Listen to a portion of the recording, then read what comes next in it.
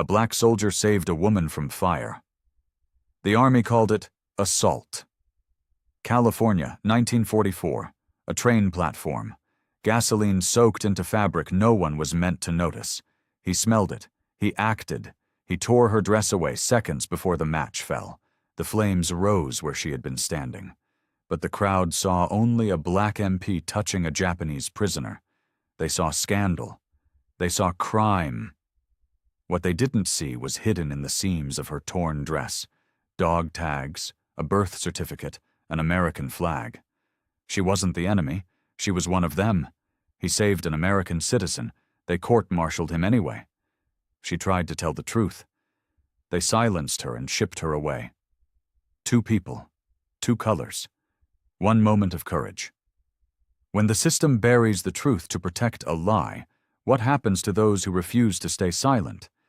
And how much does it cost to choose what's right, when everything is built to destroy you for it? The troop train lurched to a stop.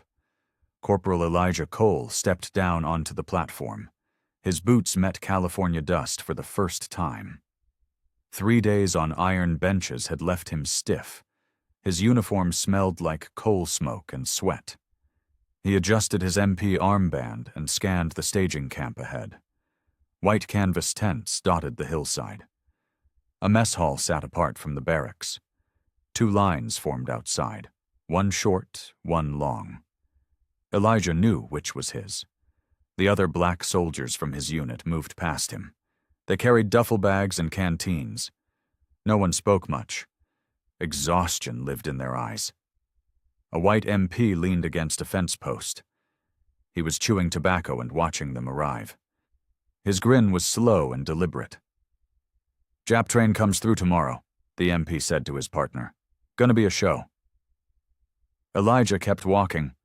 He had learned not to react. Reacting made things worse.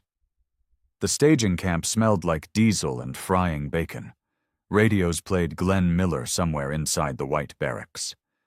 Elijah heard laughter through the screens. His barracks had no music. The bunks were narrower. The windows faced the fence. He dropped his bag on an empty cot. Private Lewis was already unpacking 2 bunks down. Lewis nodded once. "Coffee's rationed," Lewis said. "Mess opens at 0600. Don't expect much." Elijah sat and unlaced his boots. His feet ached. His shoulders ached. His jaw ached from staying quiet. Outside, a jeep rolled past. Dust rose in red clouds behind it. The driver wore sergeant stripes. He slowed near the black barracks and stared. Elijah looked away first. He always did.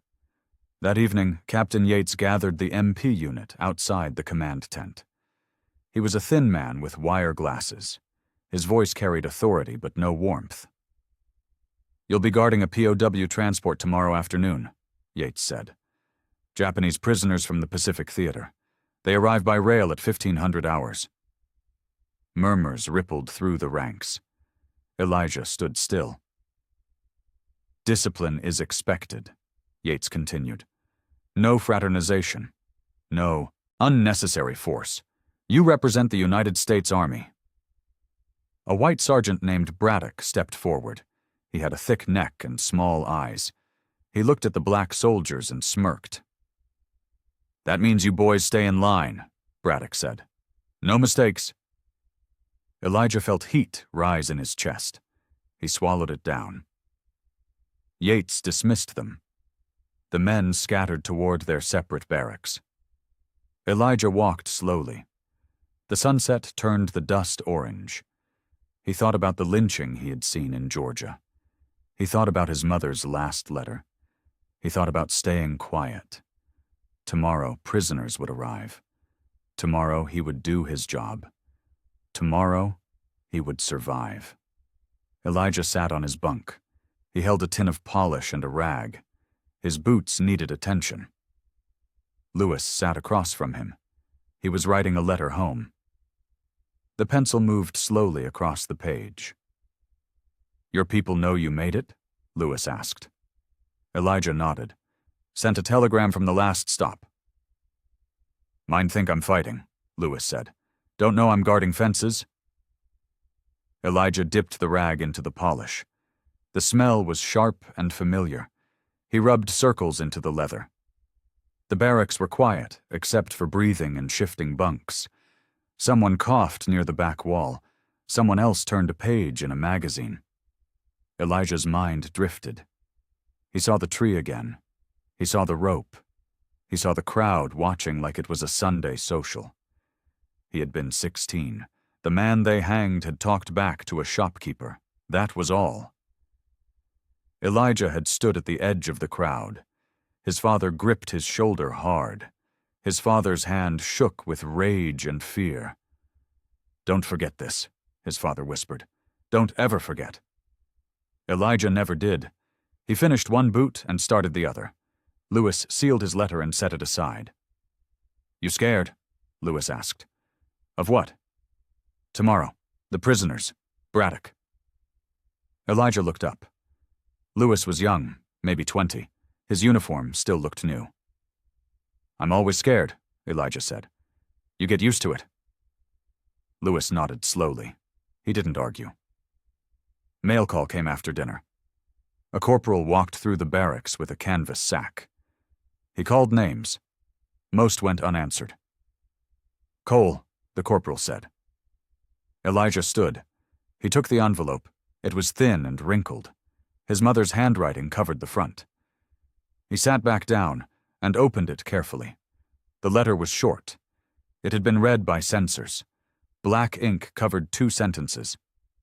"Stay quiet, Elijah. Stay alive. Come home whole." He folded it and tucked it under his pillow. His throat felt tight. The door opened. Sergeant Braddock stepped inside. He wore his hat low. His boots were loud on the wood floor. "Rotation assignments," Braddock announced. "Cole, Lewis, Washington. You're on platform duty tomorrow. 1,400 hours. Don't be late." He looked directly at Elijah. His smile was thin and cold. "Tomorrow you'll see real discipline," Braddock said. "Maybe you'll learn something." He left. The door slammed behind him. Elijah lay back on his bunk. He stared at the ceiling. His mother's words echoed in his head. "Stay quiet. Stay alive." He closed his eyes and tried to sleep. The platform shimmered in the afternoon heat. Elijah stood at attention. His rifle hung across his chest. Lewis stood 6 feet to his left. Washington stood 6 feet beyond Lewis. They formed a line along the tracks. White MPs stood at the opposite end. They talked and laughed. One of them spit tobacco juice onto the rails. Braddock paced between the groups. He checked his watch. He adjusted his belt. He looked satisfied. Bakersfield stretched out behind the platform. Storefronts displayed American flags. War posters covered brick walls. A ration line curved around the corner near the post office. Civilians began gathering, women in dresses, men in hats, children holding small flags. Elijah watched them arrive. He saw curiosity. He saw anger. He saw something worse than both. A man in overalls pointed at the tracks. "Japs coming through our town," he said loudly. "Ought to leave them on the rails." A woman nodded. She held her purse tight. "They killed our boys at Pearl Harbor." Elijah kept his face blank. He had heard this before. He would hear it again. Braddock walked over to the white MPs. He spoke low. They glanced toward Elijah and laughed. "Know your place today, Cole," Braddock called across the platform. "Don't try being a hero." Elijah didn't respond. Responding was a trap. The crowd grew larger. 30 people, 40. Some carried signs. "Remember Pearl Harbor. No mercy for traitors." A boy threw a rock toward the empty tracks. His father didn't stop him. Lewis shifted beside Elijah. "This feels wrong," he whispered. "It is wrong," Elijah said quietly. "Stay ready." The sun beat down. Sweat ran under Elijah's collar. His hand stayed steady on his rifle. A whistle blew in the distance. The crowd turned. Murmurs spread like fire. "Here they come!" someone shouted. Smoke appeared on the horizon. The train was 10 minutes out, maybe less. Braddock straightened his uniform. He smiled. "Showtime, boys." Elijah's stomach tightened. He thought about his mother's letter. He thought about staying quiet. The train whistle blew again. Closer now. The crowd pressed forward. Elijah saw hate in their faces. He saw fear. He saw people looking for someone to blame. The rails began to hum. The platform vibrated. Dust rose in small clouds. Braddock turned to the MPs. "Hold the line. Let them see what happens to enemies." Elijah gripped his rifle tighter. His pulse hammered in his ears. The train rounded the bend. Black smoke poured from the engine. The brakes screamed. Elijah watched it come. He watched the crowd. He watched Braddock. He wondered what staying quiet would cost him today. The train stopped. Steam hissed from the undercarriage. The engine ticked as it cooled. Guards appeared first, white soldiers with rifles. They stepped down and formed a perimeter. Then the prisoners emerged, Japanese men in loose uniforms. Their heads were shaved. Their faces were blank. They moved in a line. Slow. Silent. Guarded. The crowd hissed. Someone threw a bottle. It shattered on the platform near the last prisoner's feet. Braddock barked orders. "Keep them moving. No stops." Elijah watched the line. 15 prisoners. Maybe 20. They walked with their eyes down. Then he saw her. She stepped from the train, last. A woman. Young. Her dress hung loose on her frame. Her hair was pulled back tight. The crowd went quiet. Confusion rippled through the platform. "That's a woman," someone said. "Why's there a woman?" Elijah studied her. She walked differently than the men. Her posture was straight. Almost American. Her dress had been altered. The seams were crooked. The hem was uneven. Someone had sewn it by hand. She stumbled on the step. A guard caught her elbow. She pulled away. Braddock noticed her immediately. He stepped forward. His grin spread wide. "Well, well," he said loudly. "Special delivery." The woman kept walking. She didn't look at him. Braddock moved closer. "You speak English, sweetheart?" She stopped. Her jaw tightened. She said nothing. "I asked you a question," Braddock said. He stepped into her path. Elijah's hands tightened on his rifle. Lewis glanced at him. A warning look. The woman raised her eyes. They were dark and exhausted. "I speak English." Her accent was faint, almost Californian. Braddock laughed. "You're American, are you?" She didn't answer. "Doesn't matter," Braddock said. "You're a Jap, same as the rest." The crowd murmured approval. Someone shouted, "Send her back to Tokyo." Elijah watched her face. She showed nothing, but her hands trembled. Braddock waved toward the holding area. "Move her with the others." The woman started walking. She passed close to Elijah. For a moment their eyes met. He saw fear. He saw pride. He saw something familiar. Then she was past him. A white MP shoved one of the male prisoners. The man stumbled. The crowd laughed. Elijah looked away. He felt sick. The woman reached the holding pen. Wire fence surrounded it. Guards locked the gate behind her. She stood alone near the far corner. The male prisoners kept their distance. Braddock watched her. He was still smiling. Going to be an interesting detail. Elijah smelled something sharp, bitter, familiar. Gasoline. He turned. A young white private stood near the platform edge. His hand rested on a canteen. Liquid dripped from the spout. The woman's dress dragged slightly. The hem was dark, wet. Elijah's breath caught. He looked at Braddock, at the private, at the woman. She didn't know. She was standing still, exhausted, unaware. The private pulled a matchbook from his pocket. He grinned at his buddies. Elijah's heart slammed against his ribs. He had seconds, maybe less. He stepped forward. Elijah moved fast. His boots hit the platform hard. Braddock turned. "Cole, stay in position." Elijah ignored him. He crossed the space between them in 4 strides. The woman looked up. Confusion crossed her face. Elijah grabbed her dress at the hem. The fabric was soaked. Gasoline stench filled his nose. "Don't move," he said. Her eyes went wide. Elijah yanked the dress upward. The hem tore. He ripped the side seam with both hands. Fabric peeled away. The woman gasped. She stumbled backward. "What the hell are you doing?" Braddock shouted. Elijah threw the soaked fabric to the ground. He kicked it away from her feet. The private dropped his match.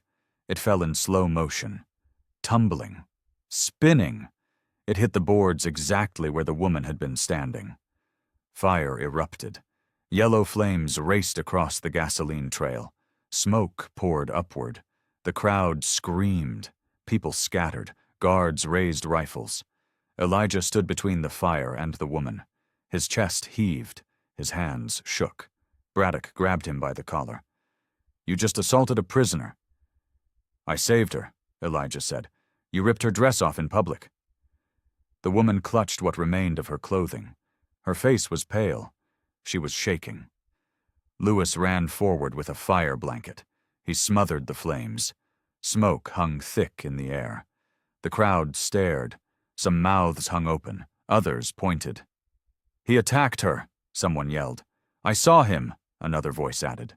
Braddock shoved Elijah toward 2 white MPs. "Arrest this man." "I smelled gasoline," Elijah said. "Someone poured it on her dress." "Shut your mouth," Braddock snapped. The MPs grabbed Elijah's arms. They twisted them behind his back. Pain shot through his shoulders. The woman stepped forward. "Wait. Get her out of here," Braddock ordered. A guard pulled her toward the holding pen. She looked back at Elijah. Her eyes were desperate. Elijah didn't resist. He let them drag him. His rifle clattered to the ground. The crowd was shouting now. Accusations flew like stones.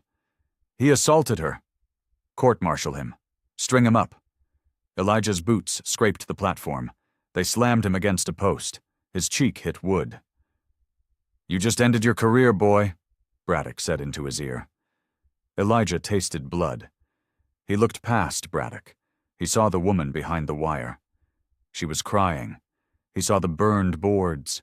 He saw the matchbook on the ground. He saw the truth. No one else was looking.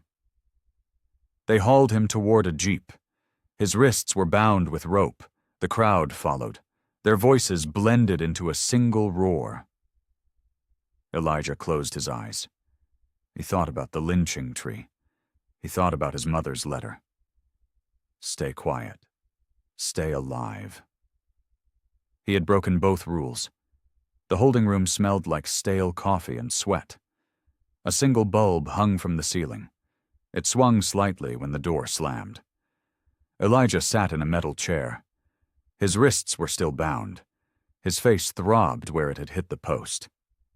Braddock stood across from him. He leaned against a desk. A typewriter sat beside a stack of blank forms. "You want to tell me what you were thinking?" Braddock asked. Elijah met his eyes. Her dress was soaked with gasoline. Someone was going to light it. "You saw someone pour gasoline?" "I smelled it." Braddock laughed. "You smelled it. That's your defense." "Check the dress," Elijah said. "Check the boards where the fire started." "The dress was destroyed in the fire you caused," Braddock said. "And the boards? Just an accident. Someone dropped a match." Elijah's jaw tightened. "That's not what happened." "That's exactly what happened," Braddock said. He picked up a pencil. He tapped it against the desk. "Here's what I saw. A colored MP assaulted a female prisoner, ripped her clothing, caused a public disturbance. I saved her life." "You embarrassed the United States Army." Elijah looked down. His hands were shaking. He forced them still. Braddock moved closer. He crouched so their faces were level. "You think anyone's going to believe you over me?" Elijah said nothing. "You're a Negro soldier in a white man's army," Braddock continued. "You guard fences. You follow orders. That's all you do." "I followed my conscience." Braddock stood. He walked to the typewriter. He fed a form into the roller. "Your conscience doesn't matter here." He began typing. The keys clacked in the silence. Each strike felt like a nail. Elijah closed his eyes. He saw the woman's face. He saw her fear. He saw her stumble. He saw the match fall. He had done the right thing. He knew it, but knowing didn't matter. The door opened. Captain Yates entered. He looked tired. His uniform was rumpled. "Report," Yates said. Braddock handed him a typed sheet. "Corporal Cole assaulted a female POW. Multiple witnesses. He admits to ripping her clothing." Yates read the paper. His expression didn't change. "Corporal?" Yates asked. Elijah straightened. "I prevented an assault, sir. Someone poured gasoline on her dress. I removed it before she was set on fire." "You have proof?" "I smelled the gasoline. I saw the match drop." "Who dropped it?" Elijah hesitated. He had seen the private. Young, white, grinning. "I didn't see his face clearly," Elijah said, "but someone did it deliberately." Yates folded the paper. He looked at Braddock, then at Elijah. "Sergeant Braddock will complete the incident report," Yates said. "You'll remain here until further notice." "Sir, that's an order, Corporal." Yates left. The door closed behind him. Braddock smiled. He returned to the typewriter. "Where were we?" Elijah stared at the wall. He thought about Georgia. He thought about trees and ropes. He thought about men who told the truth and died anyway. Braddock finished typing. He pulled the form free. "You'll be court-martialed within 48 hours." Elijah didn't respond. "I'm calling the nurse," Braddock said. "Someone needs to examine the prisoner. Make sure you didn't damage her." He left Elijah alone. The bulb swung overhead. Shadows moved across the walls. Elijah closed his eyes and waited. Nurse Anderson walked through the camp perimeter. Her medical bag hung from her shoulder. 2 guards flanked her.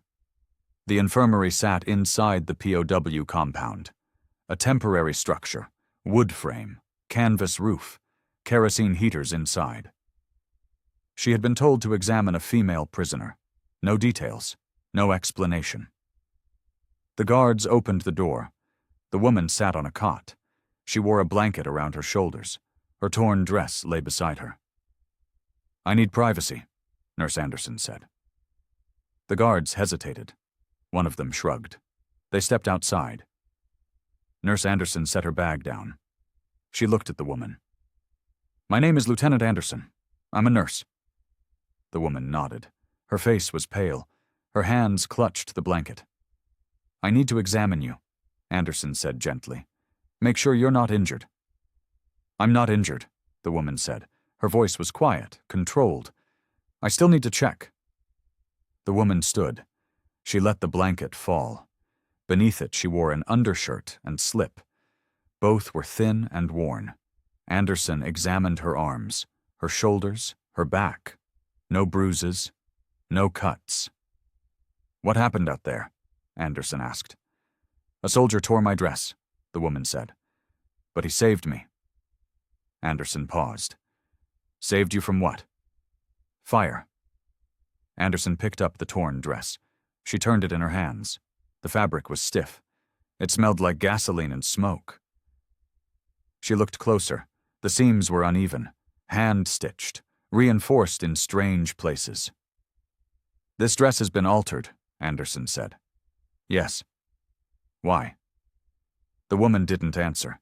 Anderson examined the inside lining. Her fingers caught on something hard. She turned the dress inside out.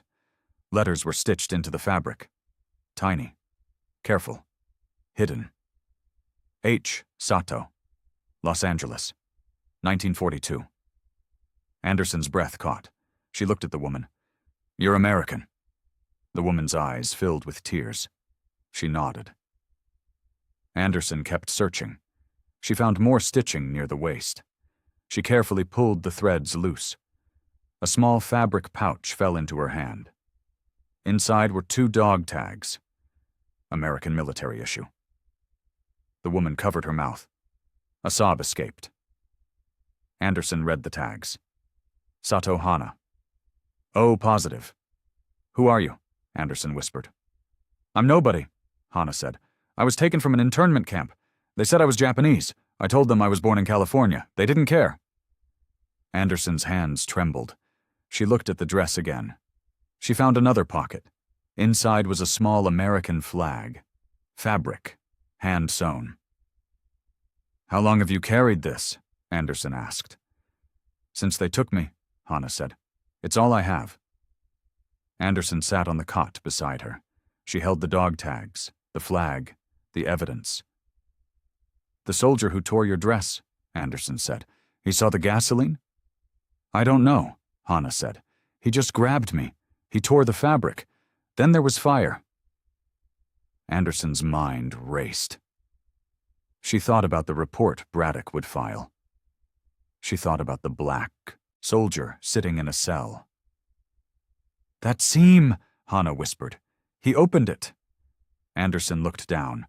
The torn seam revealed the hidden stitching, the letters, the truth. I need to keep these, Anderson said, holding up the tags and flag. Hana's face went pale. Please don't take them. I'm not taking them, Anderson said firmly. I'm protecting them, and I'm protecting you. She stood. She gathered the dress and the hidden items. She placed them carefully in her bag. Someone needs to know about this, Anderson said. Hana grabbed her arm. They won't believe you. Anderson met her eyes. Maybe not, but I have to try. She left the infirmary. The guards followed her back through the compound. She walked quickly. Her mind churned. She thought about the soldier in the cell. She thought about the truth hidden in fabric. She thought about what happened to people who spoke up.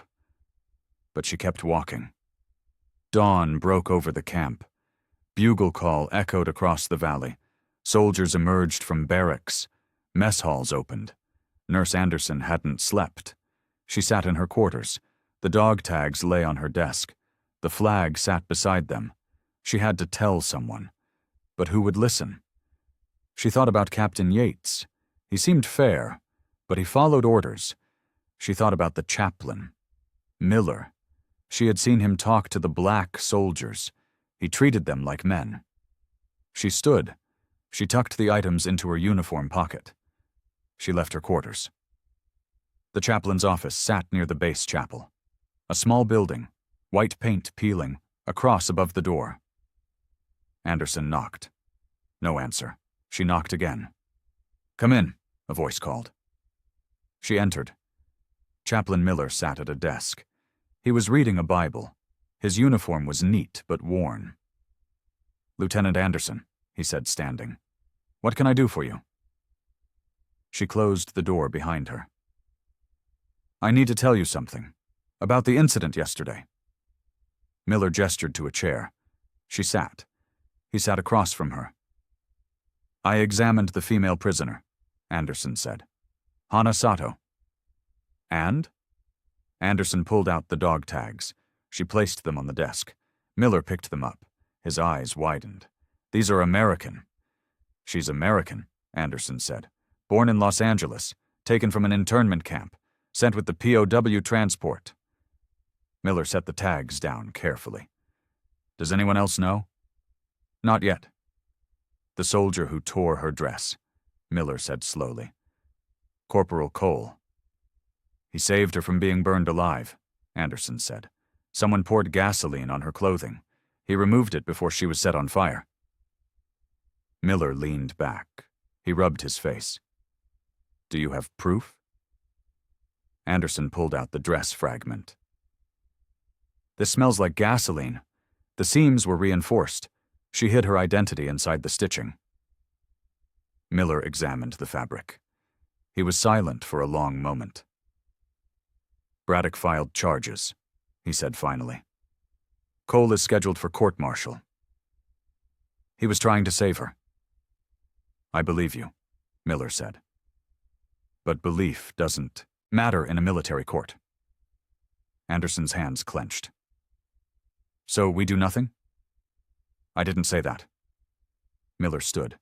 He paced the small office. His boots creaked on the wood floor. I'll visit Cole, he said. I'll hear his account directly. And then? Then I'll speak to Captain Yates. Anderson felt hope flicker.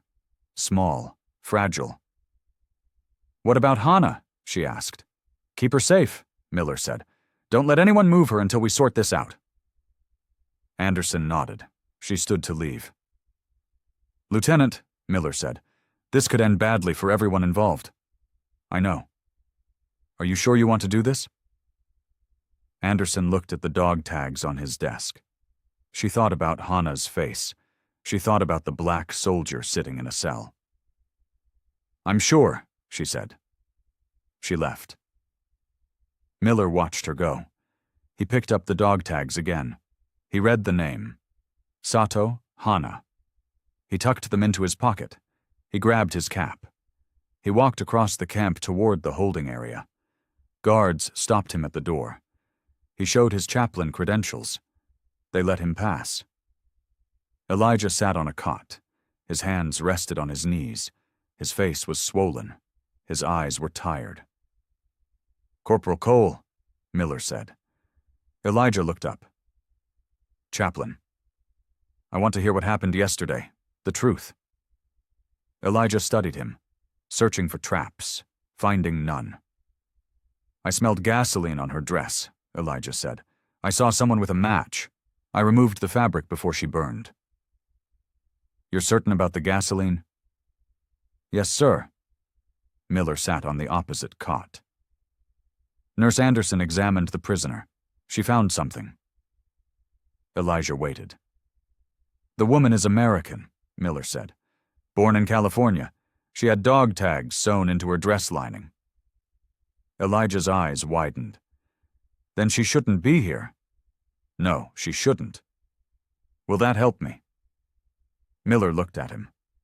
Really looked. He saw exhaustion. He saw fear. He saw a man who had done the right thing and paid for it. I don't know, Miller said honestly, but I'm going to try. He stood. He placed a hand on Elijah's shoulder. Hold on a little longer. Elijah nodded. His throat was too tight to speak. Miller left. The door locked behind him. Elijah lay back on the cot. He stared at the ceiling. Outside, cooks prepared morning rations. The camp came alive. Inside the cell, hope flickered. Small, fragile, real. Nurse Anderson returned to the infirmary. The morning sun cut through the canvas walls. Hannah sat on the same cot. She hadn't moved. I spoke to the chaplain, Anderson said. She pulled a stool close. He's going to help. Hannah's eyes were red. No one can help. He's talking to Corporal Cole right now. Hannah looked up. The soldier who saved me? Anderson nodded. He's in a holding cell, charged with assault. That's wrong, Hannah said. Her voice rose. He protected me. I know, but we need proof. Anderson pulled the torn dress from her bag. She spread it on the examination table. The fabric was stiff and charred. I need to document everything hidden in this dress, Anderson said. Every piece of evidence. Hannah stood. She moved to the table. Her fingers traced the seams. I stitched the first pocket in Manzanar, she said quietly. That's where they held us. California desert. Anderson found scissors. She began carefully cutting the remaining stitches. The seams opened slowly. Inside the waistband, she found another pocket. A folded paper emerged. Anderson unfolded it carefully. It was a birth certificate. Hana Marie Sato. Born Los Angeles, California. July 1923. You were born American, Anderson said. My parents were born in Japan, Hana said. But I was born here. I went to American schools. I pledged allegiance every morning. Anderson photographed the certificate with the medical camera. She documented each item, each hidden truth. A white private appeared at the door. "Nurse, you need to finish up. Prisoner transfer orders came through." Anderson's blood went cold. "Transfer where?" "Tule Lake Internment Camp, North California. She leaves tomorrow." "On whose authority?" The private shrugged. "Colonel's orders." He left. Anderson turned to Hannah. Fear spread across both their faces. "They're moving me," Hannah whispered. "Not yet," Anderson said. She gathered the evidence quickly. The certificate, the tags, the flag. "I'm taking these to the chaplain right now." "They'll say you stole them. They can say whatever they want." Anderson placed everything in a manila envelope. She sealed it. She wrote Miller's name across the front. A guard knocked. "Time's up, Lieutenant." Anderson looked at Hannah. "Don't tell anyone what we found. Not yet." Hannah nodded. Her hands trembled. Anderson left the infirmary. She walked fast across the compound, her heart hammered. The envelope felt heavy in her hands. She reached the chaplain's office. The door was locked. A note hung on it. "Meeting with CO. Back at 1100 hours." Anderson checked her watch. She had 2 hours. 2 hours before Hannah might disappear into the system forever. She tucked the envelope under her arm. She headed toward the command building. She had to find Miller. She had to find Yates. She had to make someone listen before it was too late. The holding cell was 8 feet by 10 feet. A cot, a bucket, bars on one window. Elijah counted the ceiling boards. He had counted them 17 times. Footsteps approached. Keys jangled. The door opened. Chaplain Miller entered. He carried a Bible and a canteen. "Corporal Cole." Elijah stood. Military habit. Miller waved him down. "Sit. This isn't an inspection." Elijah sat. Miller took the only chair. He set the Bible aside and passed Elijah the canteen. "Water," Miller said. "You look like you need it." Elijah drank. The water was warm but clean. He hadn't realized how thirsty he was. "Nurse Anderson found proof," Miller said quietly. "The woman is American. Her name is Hannah Sato, born in Los Angeles." Elijah set the canteen down. "So she shouldn't be with the POWs." "No, she was taken from an internment camp by mistake, or deliberately. We don't know yet." "Will it help my case?" Miller leaned forward. "It should. You saved an American citizen from being murdered." But nothing's simple in the Army," Miller said, "especially not for you." Elijah understood. He had always understood. His skin determined his guilt before any evidence. "What happens now?" Elijah asked. "I'm meeting with Captain Yates this morning. I'll present the evidence, the dog tags, the birth certificate, everything. And if he doesn't care?" Miller was quiet. He picked up the Bible. He didn't open it. "Then we pray he finds his conscience," Miller said. Elijah almost laughed. Almost. "Conscience doesn't rank higher than orders." "Sometimes it does." "When?" Miller met his eyes. "When men choose to make it matter." They sat in silence. Outside, a drill sergeant shouted commands.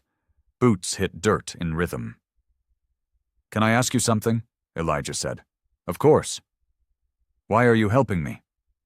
Miller set the Bible down. He folded his hands. "Because it's right." "That's all. That's everything." Elijah looked away. His throat felt tight. He had expected many things from white officers. Kindness wasn't one of them. "I saw a man lynched once," Elijah said. "Back in Georgia, nobody helped him." "I'm sorry. People watched. They brought their children. They took photographs." Miller's face went pale. "I can't imagine." "Yes, you can," Elijah said. "You just don't want to." Miller nodded slowly. "You're right. So why help me now? Why risk your career?" Miller stood. He walked to the barred window. Light fell across his face. "My brother died at Normandy," Miller said. "He wrote me before the invasion. He said he was scared. Not of dying for nothing." Elijah waited. "I told him he was fighting for freedom," Miller continued. "For democracy, for what's right." He turned. "How can I believe that if I stay silent when injustice happens in front of me?" Elijah stood. "You could lose everything. So could you." They looked at each other. Two men separated by uniform and skin, united by something harder to name. "I'll speak to Yates," Miller said. "Hold on until I get back." "I'm not going anywhere." Miller knocked on the door. The guard let him out. The lock clicked. Elijah sat back on the cot. He picked up the canteen. He drank again. Outside, the drill continued. Inside, hope grew. Fragile, real, dangerous. He closed his eyes and waited. Captain Yates sat at his desk. Reports covered the surface. Requisition forms, transfer orders, disciplinary files. He rubbed his eyes. They burned from lack of sleep. The coal incident had already generated 15 pages of paperwork. Someone knocked. Yates looked up. "Enter." Chaplain Miller stepped inside. He closed the door behind him. He held a manila envelope. "Captain, I need to speak with you about Corporal Cole." Yates sighed. "The court-martial is scheduled for Friday. Everything's in motion." "Sir, new evidence has emerged." Miller placed the envelope on the desk. Yates stared at it. He didn't reach for it. "What kind of evidence?" Yates asked. "The prisoner Cole allegedly assaulted is an American citizen, born in California." Yates's hand stopped moving. "Say that again." Miller opened the envelope. He spread the contents across the desk. Dog tags, birth certificate, fabric flag. "Hana Marie Sato," Miller said. "Born Los Angeles, 1923. She was taken from Manzanar internment camp, transported with enemy POWs by mistake." Yates picked up the dog tags. He turned them in his fingers. The metal was worn. The stamping was clear. "Where did you get these?" Yates asked. "Nurse Anderson found them sewn inside the prisoner's dress, the same dress Cole tore." Yates set the tags down. He picked up the birth certificate. He read it twice. "This changes the assault charge," Miller said. "Cole wasn't attacking an enemy prisoner. He was saving an American from being set on fire." "He still violated protocol," Yates said, but his voice had no conviction. "Protocol would have let her burn." Yates stood. He walked to the window. Outside, soldiers practiced drills. The flag snapped in the wind. "Do you understand what you're asking me to do?" Yates said. "I'm asking you to halt the court-martial pending review." Braddock filed the charges. He has witnesses. Witnesses who saw Cole tear a dress, not witnesses who saw gasoline poured on it. Yates turned. "Did anyone see the gasoline?" "Cole smelled it. Nurse Anderson confirmed the dress reeked of it. The platform boards showed burn patterns consistent with accelerant." "That's circumstantial." "It's truth." Yates returned to his desk. He sat heavily. He looked at the evidence spread before him. "If I halt the court-martial, Braddock will appeal," Yates said. "He'll claim I'm protecting a colored soldier over a white sergeant. Then let him claim it. My career will end." Miller leaned forward. "And if you don't, an innocent man gets court-martialed, an American woman gets sent to internment. The truth gets buried." Yates was silent. He picked up the fabric flag. It was small, hand-stitched, red and white stripes, blue field with stars. "She made this?" Yates asked. "She carried it through internment, through the POW transport, through everything." Yates set it down carefully. He looked at Miller. "You believe Cole?" "Yes, sir." "Why?" "Because his story matches the evidence, and because I've seen what happens when good men stay silent." Yates picked up his pen. He pulled a blank form from his desk. He began writing. "I'm ordering a preliminary inquiry," Yates said. "Court-martial postponed pending investigation." Miller exhaled. "Thank you, sir." "Don't thank me yet," Yates said. "This buys us time, nothing more." He finished writing. He signed the form. He stood and walked to the door. "Braddock needs to be notified," Yates said. "He won't take this well." "Let me tell him," Miller offered. "No, this is my decision. My responsibility." Yates opened the door. Braddock stood in the hallway. His face was red. His jaw was tight. "Captain," Braddock said, "we need to talk." Yates looked at Miller, then at Braddock. "Yes, Sergeant, I believe we do." Miller gathered the evidence. He left quickly. Behind him, voices rose. The door slammed shut. The POW compound sat behind triple fences. Guard towers marked each corner. White MPs patrolled the perimeter. Hannah stood near the far fence. She watched the main camp through the wire. Soldiers moved in organized lines. Jeeps rolled past. Everything followed rules. A guard approached. "Prisoner, step back from the fence." Hannah moved 6 feet back. The guard watched her. He didn't leave. She had been reclassified. No longer a POW, not yet a free citizen. Something in between. The Army didn't know what to do with her. A jeep pulled up outside the fence. 2 MPs stepped out. One was white. One was black. The black soldier wore handcuffs. He walked between 2 guards. They moved him toward the administration building. Hannah's breath caught. She recognized his face. The soldier who saved her. She moved closer to the fence. The guard yelled. She ignored him. The black soldier glanced her direction. Their eyes met across 50 yards of dust and wire. Hannah raised her hand. Just slightly. A gesture. "Thank you." The soldier stopped walking. The guards pushed him. He kept looking at her. His face showed exhaustion, bruises, fear, but his eyes showed something else. Recognition, understanding. Hannah mouthed words. The distance was too far. He couldn't read her lips, but he nodded. He knew. He understood. The guards pulled him forward. He disappeared into the building. Hannah's hand fell. She stood frozen. The guard grabbed her arm. "I said step back," he snapped. She let him pull her away. She didn't fight. Her mind was elsewhere. That soldier had saved her life. Now he suffered for it. The injustice burned in her chest. Across the compound, Braddock emerged from the administration building. He scanned the fence line. His eyes found Hannah. He smiled, slow, deliberate, cruel. He walked toward the fence. The guards straightened. Hannah's stomach dropped. Braddock stopped 3 feet from the wire. "Enjoying the view?" Hannah said nothing. "That soldier," Braddock said. "The one who tore your dress. He's going to pay for that."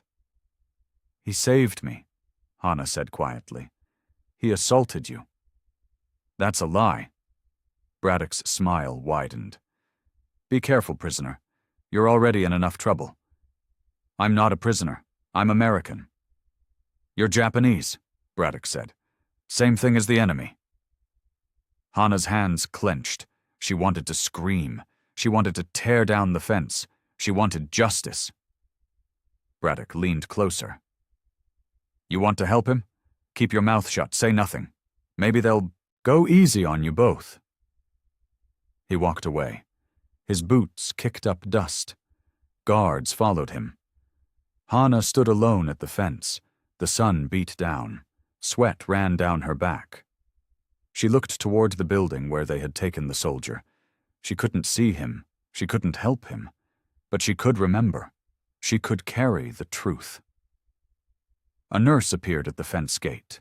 Lieutenant Anderson. She spoke to the guards. They let her through. "Hannah," Anderson said, "come with me." "Where?" "Medical examination. Official documentation." Hannah followed. They walked past barracks, past supply tents, into the infirmary.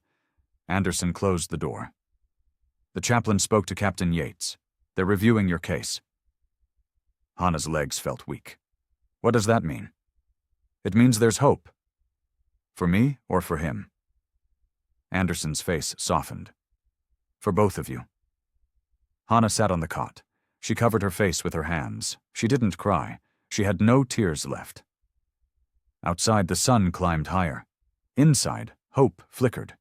Dangerous, fragile, real. The meeting hall smelled like old wood and floor wax. Folding chairs sat in neat rows. An American flag hung on the front wall. Captain Yates stood at the head table. Chaplain Miller sat to his right. Nurse Anderson sat to his left. 3 junior officers filled the back row. A stenographer sat ready with her pad. Yates checked his watch. Bring in the witnesses. The door opened. Braddock entered first. He walked with his back straight. His face showed confidence. 2 white privates followed. Then Lewis. Then Elijah. Guards flanked Elijah. His hands were free but watched. Finally, Hannah entered. She wore a borrowed uniform shirt over her slip. Her hair was tied back. Her face was pale. Everyone sat. Chairs scraped. The stenographer's pencil moved. This is a preliminary inquiry, Yates announced. Not a trial. We're establishing facts before proceeding. Braddock shifted. His jaw tightened. Yates looked at Hannah. Miss Sato, please state your full name and place of birth. Hannah stood. Her voice shook. Hannah Marie Sato, born Los Angeles, California, July 14th, 1923. Murmurs rippled through the room. The stenographer wrote faster. You're an American citizen? Yates asked. Yes, sir. How did you end up on a POW transport? Hannah's hands gripped the chair back. I was at Manzanar internment camp. Guards came and took 12 of us. They said we were being relocated. They put us on a train with Japanese prisoners. Did you tell them you were American? Yes, many times. They didn't care. Yates nodded. He looked at Anderson. Lieutenant, what did you find when you examined Miss Sato? Anderson stood. Dog tags sewn into her dress lining, a birth certificate, an American flag, all hidden to preserve her identity. She placed the items on the table. Officers leaned forward. Eyes widened. Yates picked up the dog tags. These are genuine? Yes, sir. I verified the serial numbers. Braddock cleared his throat. This doesn't change what Cole did. Yates looked at him. It changes everything, Sergeant. He still tore her clothing in public. To save her life, Miller said, from gasoline poured on her dress. Alleged gasoline, Braddock said. No proof. Anderson stood again. I examined the dress fabric. The chemical smell was unmistakable. The burn pattern on the platform boards confirms accelerant use. Yates looked at Elijah. Corporal Cole, stand. Elijah stood. His legs felt unsteady. Did you pour gasoline on Miss Sato's dress? Yates asked. No, sir. Did you see who did? I saw a white private near the platform edge. He had a canteen. Liquid dripped from it. Can you identify him? Elijah looked at the 2 privates in the room. Neither met his eyes. No, sir. Not clearly. Yates turned to Hannah. Miss Sato, did Corporal Cole assault you? Hannah's voice rang clear. No, sir. He saved me. Explain what happened. I felt someone grab my dress. I didn't understand. Then he tore the fabric and threw it away. Seconds later, I saw fire where I had been standing. The room went silent. The stenographer's pencil scratched. He saved my life, Hannah said, and now he's being punished for it. Braddock stood. Captain, this woman is confused, traumatized. Her testimony is clear, Yates said. Sit down, Sergeant. Braddock sat. His face went red. Yates gathered the evidence. This inquiry is concluded. Corporal Cole is cleared of assault charges. Miss Sato will be reclassified and processed for civilian release.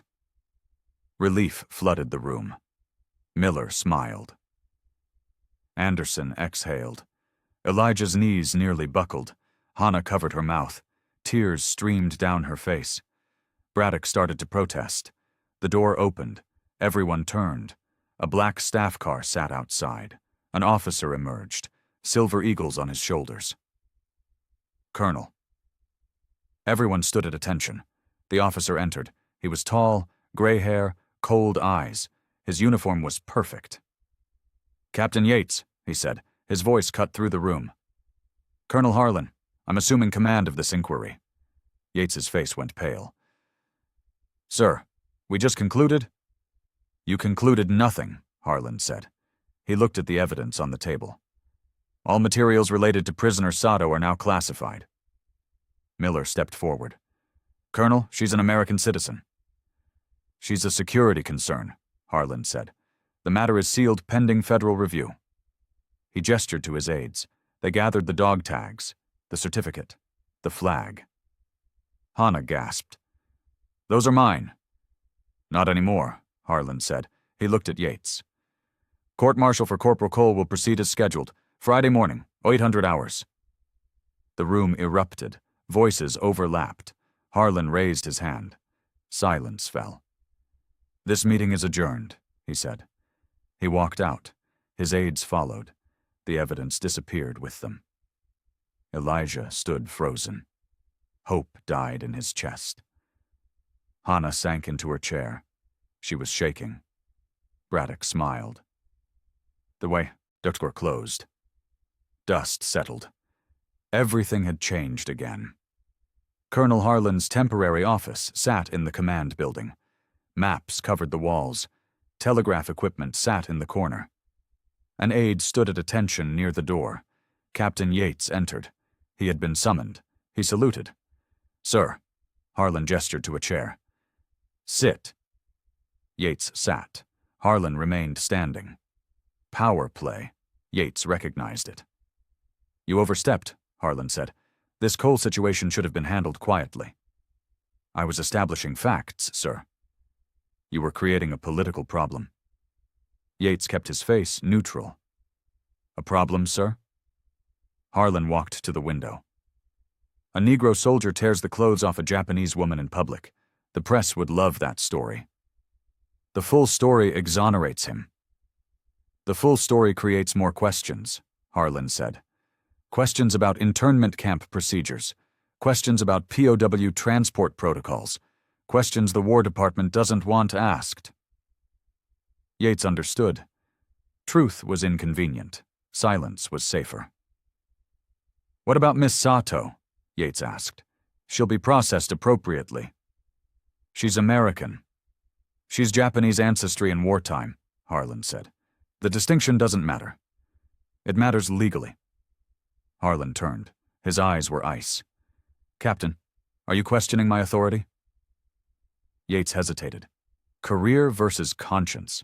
Miller's words echoed in his mind. No, sir, Yates said quietly. Good. Harlan returned to his desk. He opened a file. Cole's court-martial proceeds Friday. You'll convene the tribunal. 3 officers. Standard procedure. The evidence has been classified. It won't be presented. Sir, that's an order, Harlan finished. Unless you'd prefer to join Cole in front of a tribunal. Yates's jaw tightened. He said nothing. Harlan closed the file. The Negro MPs are causing tension. Cole's actions gave the local population ammunition. We can't appear weak. He saved a life. He created a spectacle. Harlan stood. This conversation is over. Dismissed. Yates stood. He saluted. He left.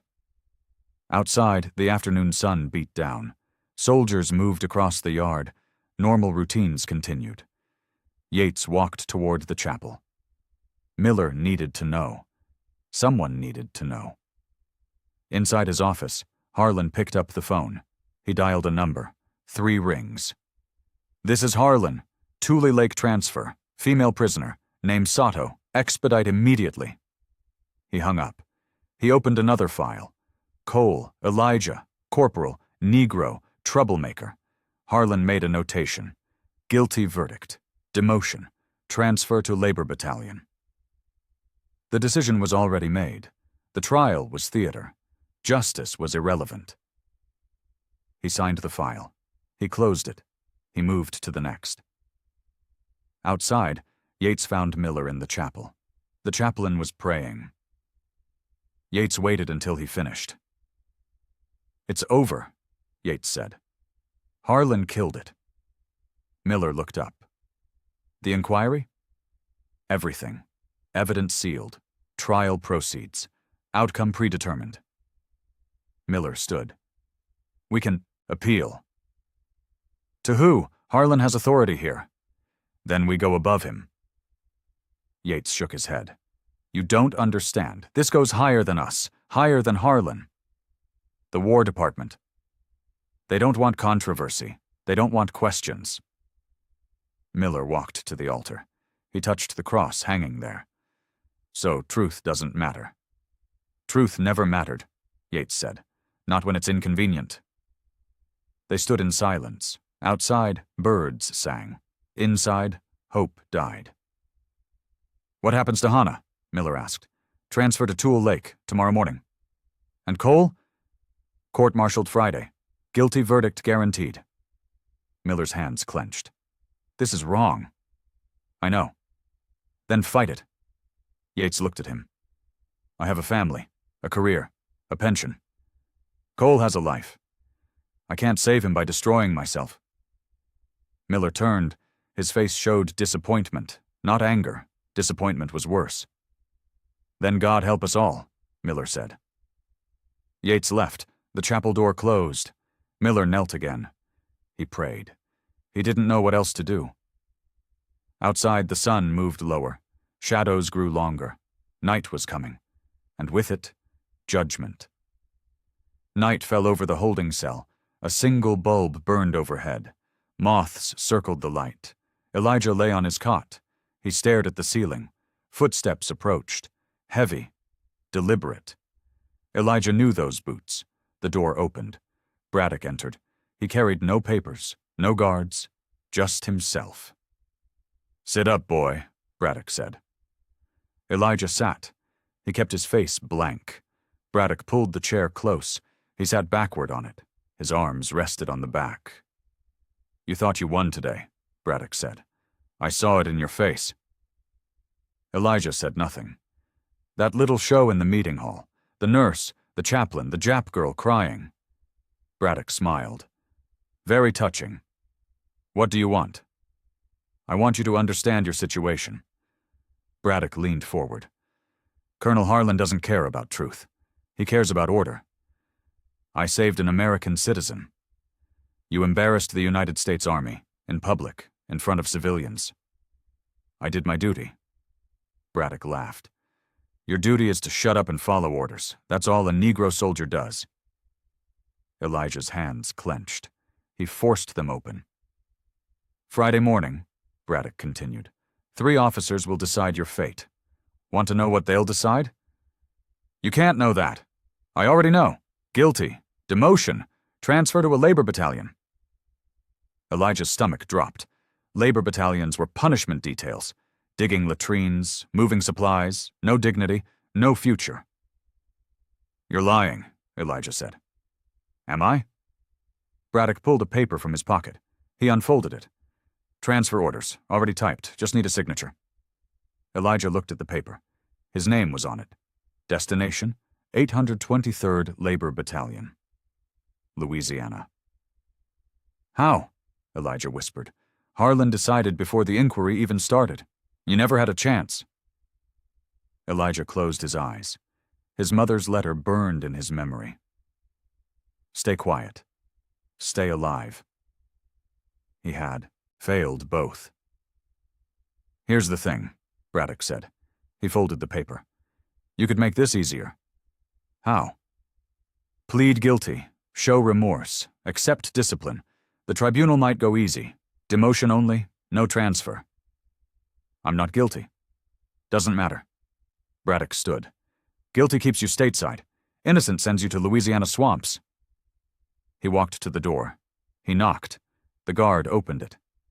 "Think about it," Braddock said. "You've got 2 days." He left. The door locked. The light buzzed overhead. Elijah lay back down. His mind raced. Plead guilty. Accept injustice. Survive or fight.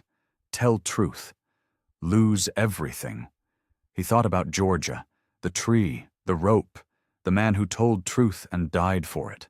He thought about Hannah, her face behind the fence, her whispered thanks. He thought about his mother, her letters, her prayers, her hope. His hands shook. He pressed them against his chest. He felt his heart beat, fast, scared, alive. The bulb flickered. Shadows danced across the walls. Elijah made his decision. He didn't know if it was right. He didn't know if it mattered. But he knew he couldn't lie. Not about this. Not now. He would tell truth. He would face consequences. He would hold on to dignity, even if it cost him everything. The night deepened. The camp went quiet. Elijah closed his eyes. He didn't sleep. He waited.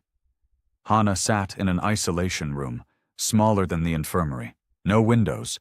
1 cot, 1 bucket, 1 guard outside. They had moved her after the inquiry. No explanation. No discussion. Just orders. She wore the borrowed uniform shirt. Her torn dress was gone.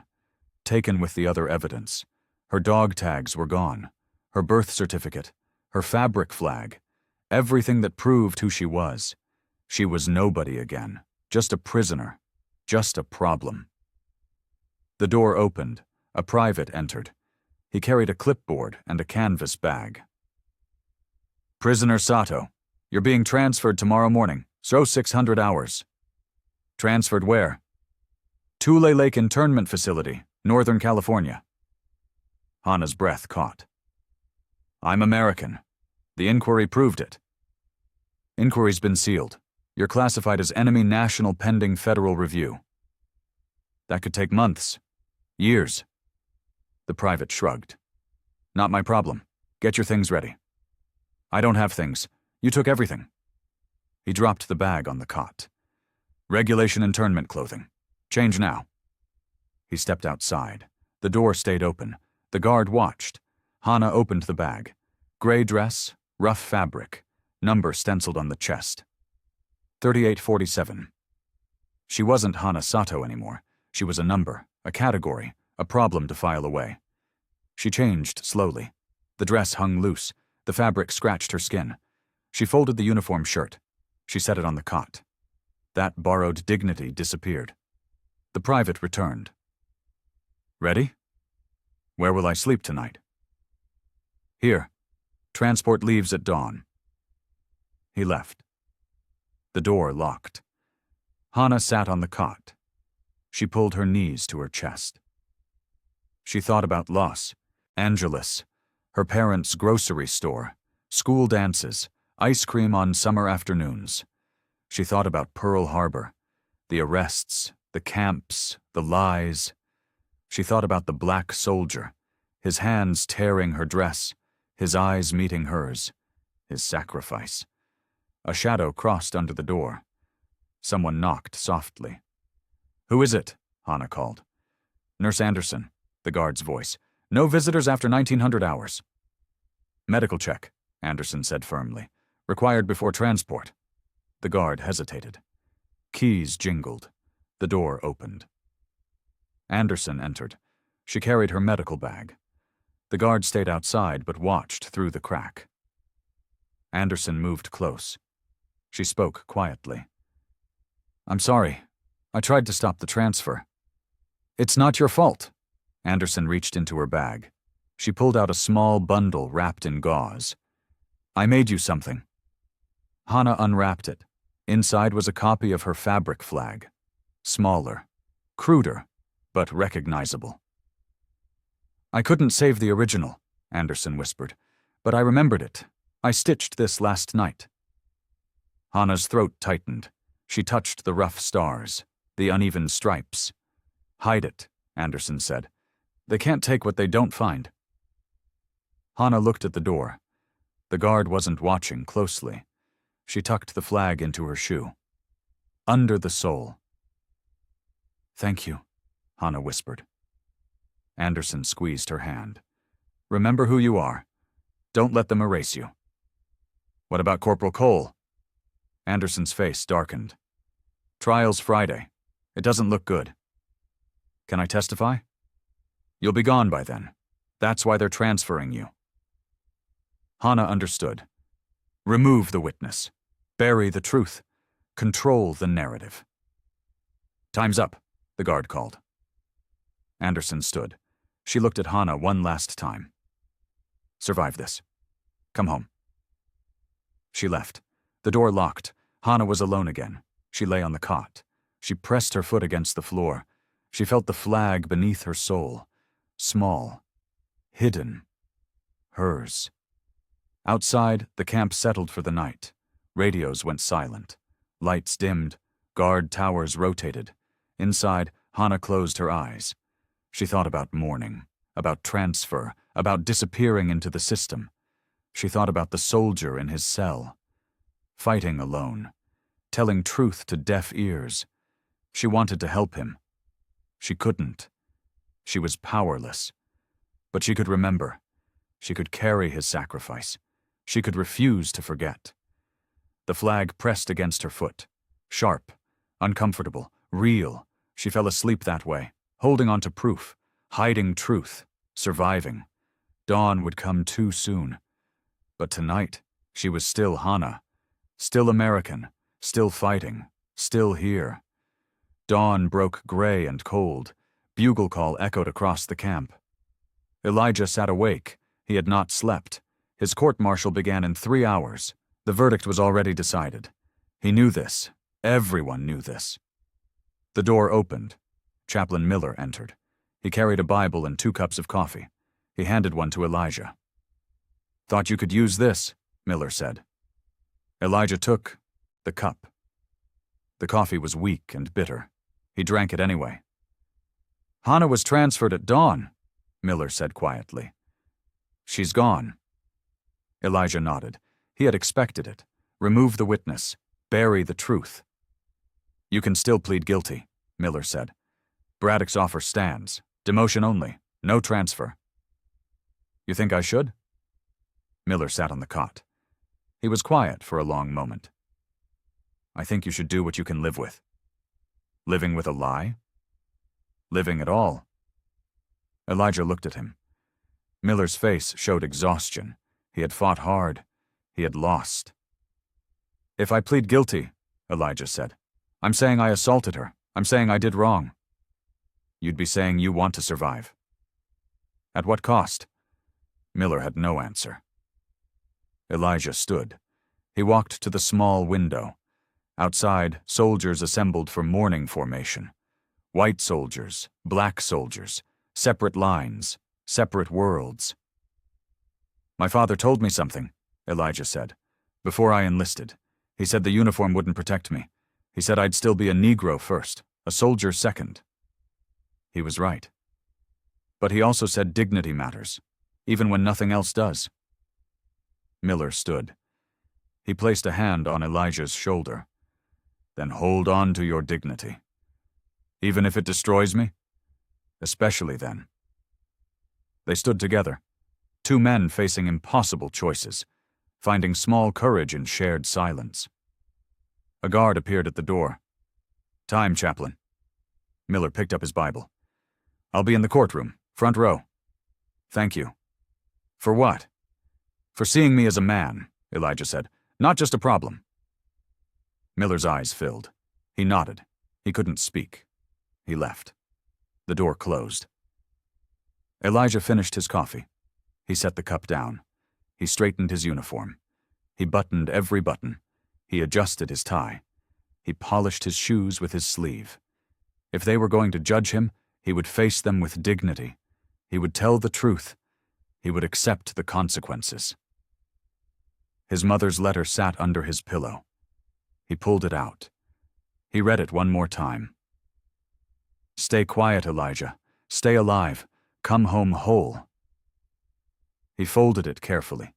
He tucked it into his breast pocket, over his heart. "I'm sorry, Mama," he whispered, "but I can't stay quiet. Not about this." The guard returned.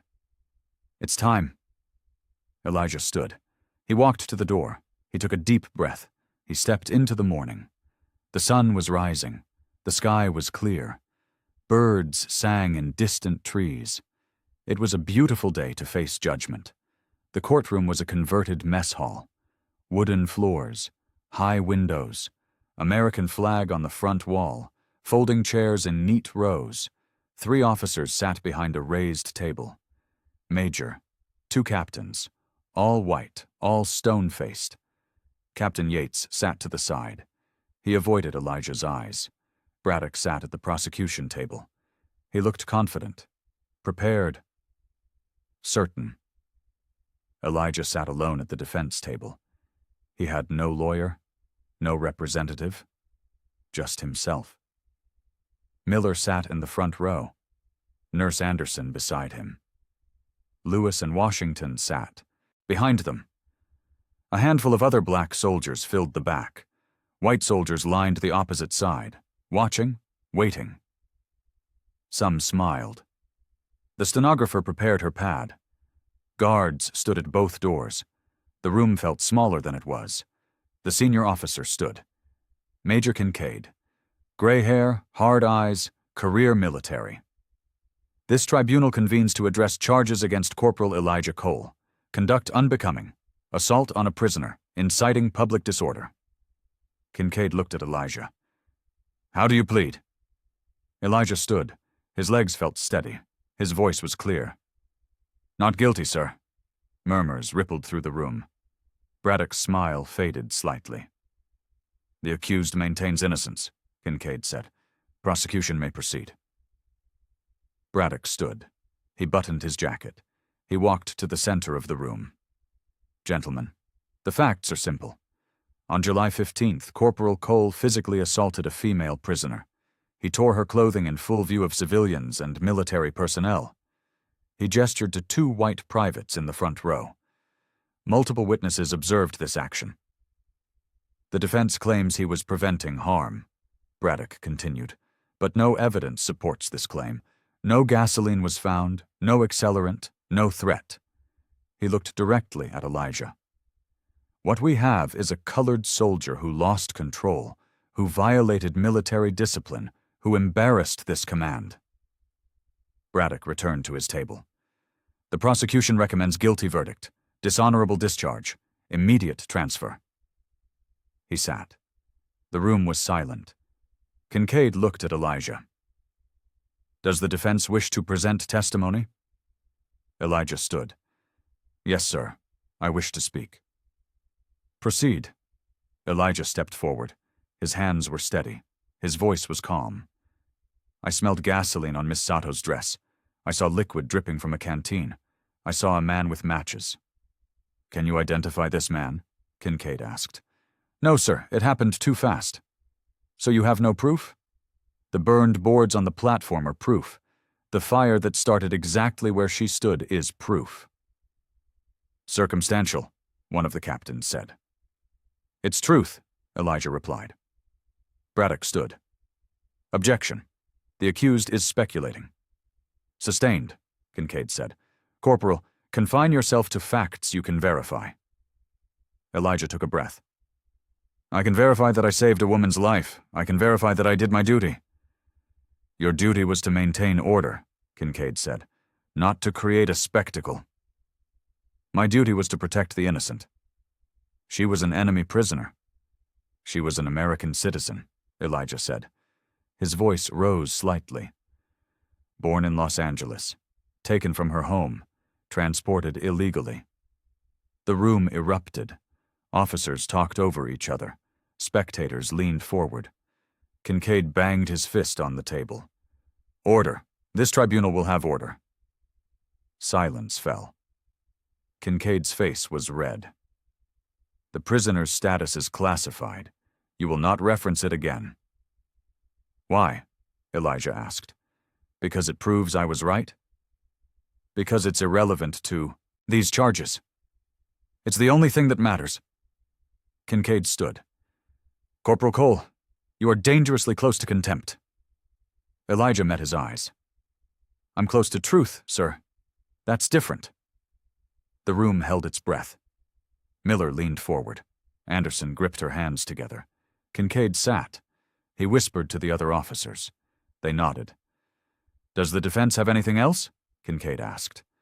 Elijah looked at Miller, at Anderson, at the black soldiers in the back row. I have witnesses, Elijah said, if you'll hear them. Kincaid paused. Call your first witness. Miller stood. He walked to the center of the room. He faced the tribunal. His hands were steady.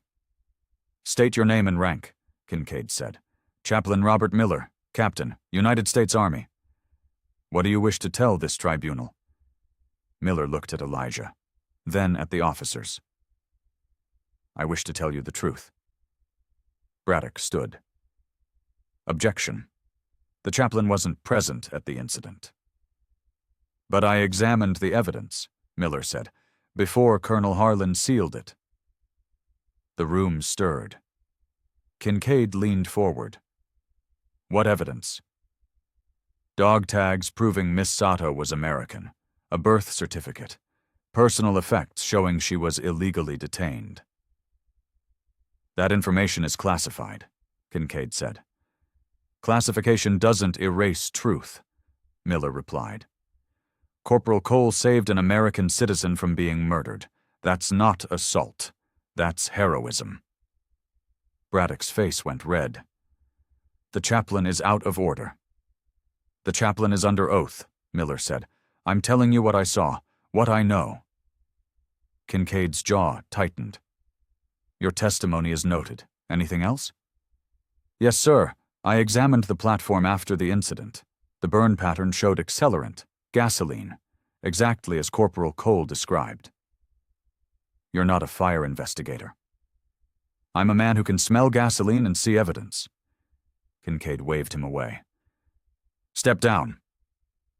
Miller returned to his seat. He looked exhausted, but his eyes showed no regret. Next witness, Kincaid said. Nurse Anderson stood. She walked forward. Her uniform was crisp. Her face was determined. State your name and rank. Lieutenant Sarah Anderson, Army Nurse Corps. Your testimony? I examined Miss Sato's clothing. The dress was soaked with gasoline. The chemical smell was unmistakable. The dress was destroyed in the fire, Braddock said. I examined it before the fire spread, Anderson replied. I documented everything. I found hidden items proving her American citizenship. Where is this documentation? Kincaid asked. Seized by Colonel Harlan. The officers exchanged glances. Kincaid's face showed frustration. Without physical evidence, your testimony is hearsay. It's eyewitness account, Anderson said. I saw what I saw. I won't lie to protect a false narrative. Step down, Kincaid said. Anderson returned to her seat. She sat beside Miller. They had done what they could. Kincaid looked at Elijah. Any other witnesses? The prisoner herself, Elijah said. Miss Sato could testify. She was transferred this morning, Kincaid said. Unavailable. Conveniently, Miller said from his seat. Chaplain, Kincaid warned. You're dismissed. Leave this courtroom. Miller stood. Gladly. I won't watch injustice pretend to be justice. He walked out. The door closed behind him. Anderson followed. Their footsteps echoed. The black soldiers in the back row shifted, uncertain, angry, powerless. Kincaid looked at Elijah. Anything else? Elijah stood. Just one question, sir. What? If I had let her burn, would I be here? The room went silent. The question hung in the air, heavy, undeniable. If I had followed protocol and watched an American woman die, Elijah continued, would you be court-martialing me? Kincaid's face was stone. You're dismissed. The tribunal will deliberate. Will you? Elijah asked. Or has the verdict been decided already? Corporal Cole, Kincaid said. His voice was ice. Sit down. Now. Elijah sat. Guards moved closer. The officers huddled. Whispers filled the room. 5 minutes passed. 10, 15. The officers separated. Kincaid stood. His face showed nothing. This tribunal has reached a verdict. Everyone leaned forward. The stenographer's pencil poised. Elijah closed his eyes. He thought about his mother, about Hannah, about truth. He waited for judgment. The doors burst open. Everyone turned. A jeep sat outside, engine running, dust rising. Colonel Harlan entered. He looked furious. Behind him walked Hannah. She wore the gray internment dress, number 3847 on her chest. Her hands were cuffed. Sir, Harlan said to Kincaid, this prisoner escaped custody during transport. She demanded to testify. Hannah stepped forward. Her eyes found Elijah. He stood. Their gazes locked. I didn't escape, Hannah said clearly. I refused to leave. I told them I had information vital to this proceeding. Kincaid looked between Harlan and Hannah. This is highly irregular. Truth is irregular now? Hannah asked. Braddock stood. She's an enemy national. Her testimony is inadmissible. I'm an American citizen, Hannah said. Her voice rang through the room. Born in Los Angeles, raised in California, I pledged allegiance to the flag every morning in school. She looked at the officers. You took that flag from me. You took my dog tags. You took my birth certificate. But you can't take the truth. Harlan moved toward her. Prisoner, you will... My name is Hannah Marie Sato, she said loudly. Not prisoner, not number. Hannah. Kincaid raised his hand. Colonel, let her speak. Harlan's jaw clenched. He stepped back. Hannah moved to the center of the room. What happened on that platform? Kincaid asked. Hannah's voice shook but held firm. I was standing near the fence. I felt wet fabric against my legs. I didn't understand why. Then what? Corporal Cole ran toward me. He grabbed my dress. He tore it. I was scared. I didn't know what was happening. She paused. Tears filled her eyes. Then I saw fire, exactly where I had been standing.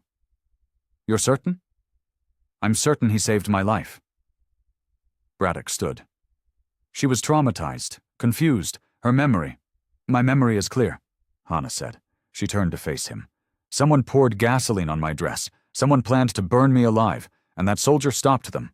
She pointed at Elijah. He risked everything to save me, and you're punishing him for it. The room erupted. Voices overlapped. Harlan tried to grab Hannah. Guards moved forward. Order, Kincaid shouted. Everyone sit down. Silence fell slowly. Hannah stood alone, trembling, defiant. Why didn't you testify before? Kincaid asked. I tried, Hannah said. I was told to stay quiet. I was told it didn't matter. I was told I was nobody. Her voice broke. But I'm somebody. I'm American, and I won't watch a good man be destroyed for doing what's right. She looked at Elijah. He saw me. Not as enemy, not as problem, as human, as person worth saving. Tears streamed down her face. He didn't ask my name. He didn't ask my ancestry. He just acted. He did what anyone should do. She faced the tribunal. You want to court-martial him. Then court-martial me too. I'm the one he saved. I'm the reason he's here. Kincaid was pale. The other officers looked uncomfortable. The room held its breath. Miss Sato, Kincaid said quietly, you may step down. Will you free him? Step down. Hannah didn't move. Will you? Harlan grabbed her arm. That's enough. She pulled away. She walked to Elijah's table. She stood beside him. If you convict him, she said, you're saying he should have let me die. You're saying compassion is a crime. You're saying uniform matters more than humanity. She looked at every face in the room. Is that the army you want to be? No one answered. The silence was deafening. Harlan pulled her away. Guards escorted her out. She looked back once. At Elijah, her eyes said everything. "Thank you. I'm sorry. Remember." The doors closed. She was gone. Again. Elijah sat. His hands shook. His throat was tight. Kincaid looked at the other officers. They whispered. They nodded. They separated. "This tribunal will recess," Kincaid said. "Verdict in 1 hour." Everyone stood. Elijah remained seated. He stared at the door where Hannah had left. She had come back. She had risked everything. She had spoken truth. Now they both waited. For judgment, for justice, for something that might never come. The room emptied slowly. Elijah sat alone. He closed his eyes. He prayed. Not for mercy, just for strength. Whatever came next, he would face it standing. 1 hour passed like days. Elijah sat in a holding room, guards outside, windows barred, waiting. Miller returned. They didn't speak. They sat together in silence. Sometimes presence was enough. The door opened. "Tribunal's ready." They walked back to the courtroom. The room was packed now. More soldiers. More spectators. Word had spread. Elijah took his seat. His hands rested on the table. Steady, calm, ready. The 3 officers entered. They sat. Their faces showed nothing. Kincaid held a single paper. "This tribunal has reviewed all testimony and evidence," Kincaid said. "We have reached our verdict." The room went silent. Every eye focused forward. Every breath held. "On the charge of assault," Kincaid said, "we find the accused not guilty." Relief swept through half the room. Miller exhaled. Anderson covered her mouth. The black soldiers leaned forward. "However," Kincaid continued, the word fell like a hammer. "On the charge of conduct unbecoming a soldier, we find the accused guilty." The relief died. Confusion replaced it. Elijah's stomach dropped. "Corporal Cole acted without proper authorization," Kincaid said. "He created a public disturbance. He failed to follow chain of command." "He saved a life," someone shouted from the back. A black soldier. Guards moved toward him. Kincaid ignored the interruption. "The tribunal recognizes the accused's intentions may have been honorable, but intentions don't excuse violations of military protocol." He looked directly at Elijah. "Sentence is as follows. Reduction in rank to private. Transfer to labor battalion. Effective immediately." The courtroom erupted. Shouts, protests, anger. Guards moved through the aisles. Elijah sat frozen, not guilty of assault, but guilty of disobedience, guilty of acting without permission, guilty of being right the wrong way. Braddock was smiling. The verdict gave him everything. Elijah punished, truth buried, order maintained. Kincaid banged for order. "This proceeding is concluded. Private Cole will be processed for transfer. Dismissed." The officers stood. They filed out quickly, avoiding eyes, avoiding questions, avoiding shame. Elijah remained seated. His hands were shaking now. Everything he had fought for, everything he had sacrificed, reduced to a technicality. Miller came to him. "I'm sorry." "It doesn't matter," Elijah said. His voice was hollow. "Nothing matters. You told the truth. Truth lost." "Truth never loses," Miller said. "It just takes time to win."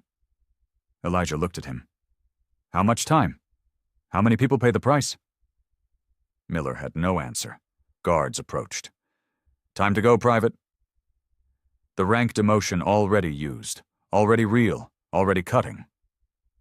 Elijah stood. He looked at the black soldiers watching from the back. Their faces showed rage, helplessness, recognition. This could be any of them. This was all of them. The uniform didn't protect them. Nothing did. Lewis stepped forward. He saluted. Elijah. Not the verdict. The man. One by one, the other black soldiers saluted, breaking protocol, making statement, showing solidarity. The guards didn't stop them. Even they understood. This moment was bigger than rules. Elijah returned the salute. His eyes burned, his throat closed. He couldn't speak. The guards let him out. The courtroom doors closed behind him. The sunlight was too bright. The air was too sharp. A jeep waited. Transfer papers on the dashboard. Louisiana, Labor Battalion. Punishment disguised as reassignment. He climbed in. The engine started. The camp began to move past him. He looked back once. Miller stood on the steps, watching, witnessing, remembering. Elijah faced forward. The road stretched ahead. Dust rose behind. Everything changed. Nothing changed. He had saved a life. He had told truth. He had lost everything. But he was still alive, still breathing, still human. That would have to be enough. Evening settled over the camp. Elijah sat in a transit barracks, temporary holding for transfers. Tomorrow he would leave for Louisiana. His duffel bag lay packed on the cot. Everything he owned fit inside: uniform, boots, letters. Nothing else mattered. Other soldiers filled the barracks. Transfers, reassignments, punishments. No one talked much. Everyone understood. Outside, a jeep pulled up. Nurse Anderson stepped out. She carried a small package. Guards stopped her at the door. "Medical delivery," she said. She showed papers. They let her pass. She found Elijah sitting on his bunk. She sat beside him. She handed him the package. "What is this?" Elijah asked. "Your mother wrote. The letter came today. I thought you should have it before you left." Elijah opened the envelope. His mother's handwriting covered 3 pages. He read slowly. "My son, I heard what happened. The chaplain wrote to me. He told me everything. He told me you saved a woman's life. He told me you told the truth. He told me you paid the price." Elijah's hands shook. He kept reading. "I am proud of you. I am so proud. You could have stayed quiet. You could have looked away. But you didn't. You saw someone who needed help, and you helped her. That's who I raised you to be. They punished you for doing right. I know that hurts. I know it's not fair. But Elijah, unfairness doesn't make right wrong. It just makes wrong powerful for a time. Come home to me. Survive this. Remember who you are. Remember you are loved." The letter ended with a prayer. Elijah folded it carefully. He placed it with his other letters, his mother's words, his anchor. "She's proud of you," Anderson said quietly. "She shouldn't be. I lost. You stood up. That's not losing." Elijah looked at her. "What happened to Hannah?" Anderson's face darkened. "Transferred to Toole Lake. Maximum security internment. She's being held as a security risk." "For telling the truth?" "For refusing to be silent." Elijah closed his eyes. Hannah was paying too, for his decision, for their shared truth. "Will she be okay?" he asked. "I don't know," Anderson said honestly. "But I'll try to check on her. I'll write if I can." She stood. "I have to go. But Elijah, what you did mattered. Don't forget that." She left. Elijah was alone again. Across the camp, Hannah sat in the back of a transport truck, hands cuffed, armed guards on both sides. The truck drove north through the night. She stared at the stars through the canvas opening, the same stars that covered the camp, the same stars that would cover Louisiana. She thought about Elijah, about his face in the courtroom, about the black soldiers saluting him, about courage that cost everything. She reached down. She felt the fabric flag still tucked in her shoe, hidden. Hers. Proof. The truck hit a bump. She swayed. The guards didn't speak to her. She was cargo. Problem. Number. But she knew different. She was Hannah. She was American. She was witness. The miles passed. The stars wheeled overhead. Both of them moved toward different prisons, different punishments, same injustice. But they carried something authorities couldn't touch: memory, truth, dignity. The truck drove on. The stars stayed constant. The night held both of them, separately, together, bound by one moment, one choice, one truth. Tomorrow would bring new challenges, new pain, new tests. But tonight they both survived. They both remembered. They both held on. That was enough. It had to be. Dawn broke cold. Elijah woke before bugle call. His transfer left at 700 hours. He had 30 minutes. He dressed carefully, uniform pressed, boots shined. Even in defeat, he would look like a soldier. Someone knocked. Quiet. Urgent. Elijah opened the door. Anderson stood outside. "Come with me, quickly." "What's happening?" "No time, just come." They walked fast through the empty camp, past sleeping barracks, past guard posts, toward the perimeter fence. The POW compound was empty now. Prisoners transferred, gates open. Only wire remained. Hannah stood on the other side, hands cuffed in front. 2 guards flanked her. Her transport had been delayed overnight. Mechanical failure, last chance. Anderson had arranged it. 5 minutes, 1 goodbye. Small mercy in a merciless system. "I'll watch for patrols," Anderson said. She moved away. The guards turned their backs. Protocol bent. Just this once. Elijah approached the fence. Hannah stepped forward. Wire separated them. 6 inches. Worlds apart. "You came back," Elijah said. "To the tribunal." "I had to tell them the truth." It didn't help. It mattered anyway. They stood in silence. Morning light grew stronger. Birds sang. The camp began to wake. "Where are they sending you?" Hannah asked. "Louisiana, Labor Battalion." "I'm sorry." "Don't be. You tried to save me, like I saved you." Hannah touched the wire. Her fingers curled around the metal. "What you did on that platform, I'll never forget. What you did in that courtroom, neither will I." She looked down. Tears fell. "I wanted us both to go free." "We are free," Elijah said. "Just not the way we hoped." She looked up, confused. "We told truth," Elijah said. "We stood up. We didn't let them make us smaller. That's freedom, even in prison." Hannah understood. She nodded. Her tears kept falling. "I sewed this last night," she said. She pulled something from her collar. The fabric flag. Rough, small, real. She held it against the fence. Elijah touched it through the wire.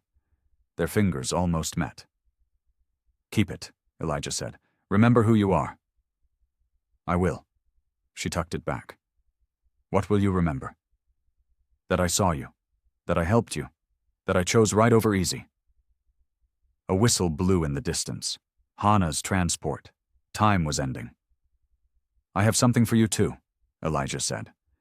He reached into his pocket. He pulled out a scrap of torn fabric. From her dress. The piece he had ripped away. "I kept it," he said. "I don't know why, but I want you to have it back." He pushed it through the fence. Hannah took it. She held it to her chest. "No," she said. "You keep it.